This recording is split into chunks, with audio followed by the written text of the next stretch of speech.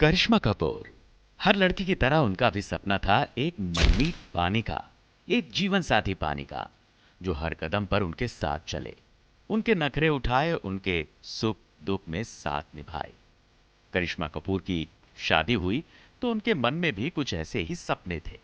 लेकिन उन्हें क्या पता था कि उनका पति ही उनका सबसे बड़ा दुश्मन साबित होगा। हनीमून पर गए तो पहली ही रात उनके पति ने करिश्मा को अपने दोस्त के साथ सोने के लिए मजबूर कर दिया।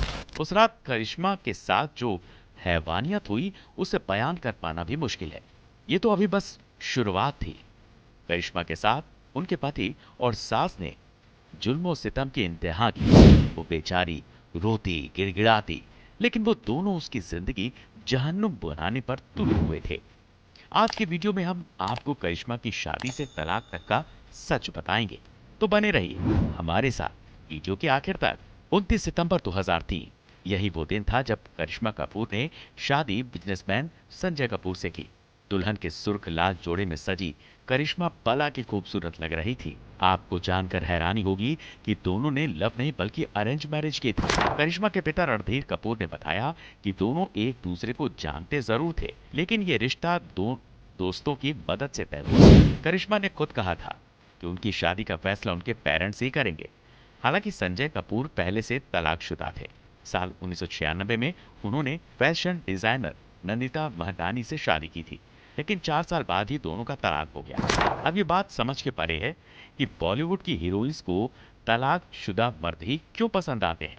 शादी के बाद करिश्मा और संजय कपूर हनीमून के लिए गए। हनीमून को लेकर करिश्मा के मन में तमाम हसरतें थी। हर लड़की की तरह हनीमून के लिए उन्होंने भी तमाम सपने संजो रखे थे। लेकिन उस रात जो कुछ हुआ उसने उनकी हसरतों और सपनों को जलाकर खाक कर दिया।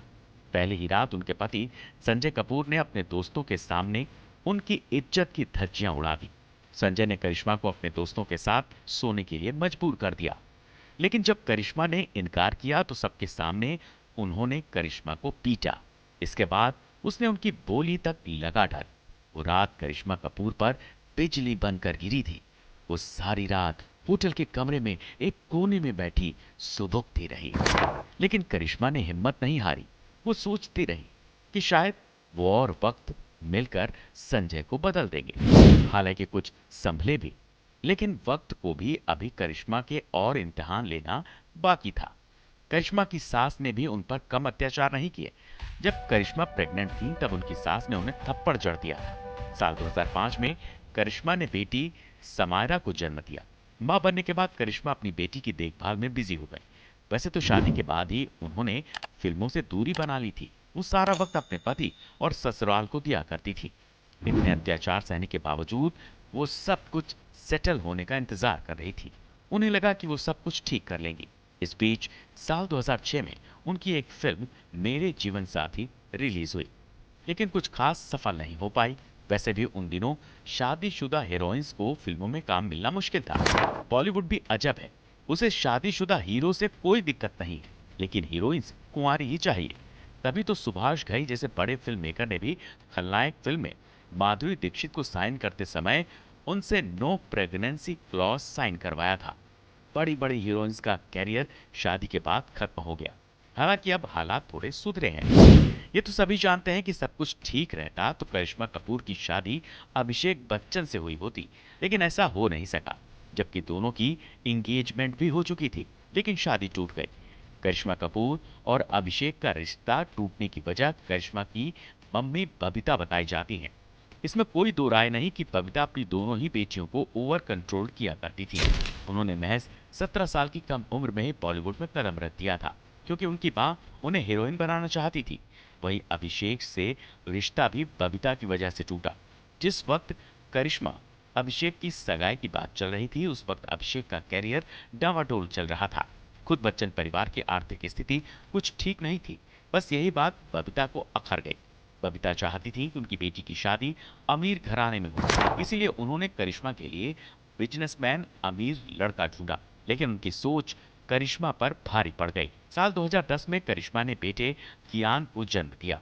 दो बच्चों के बाप बनने के बाद भी संजय कपूर का करिश्मा के लिए व्यवहार नहीं बदला। दोनों में अक्सर झगड़े हुआ करते, बात मारपीट तक पहुंच जाया करती।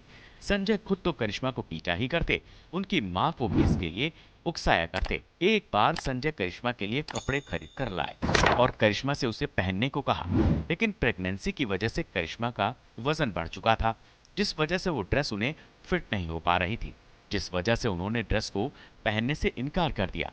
इस पर संजय ने अपनी माँ से करिश्मा को थप्पड़ मारने के लिए कहा, लेकिन उस वक्त तक ये सब उनके घर की चारदीवारी के भीतर चल रहा था।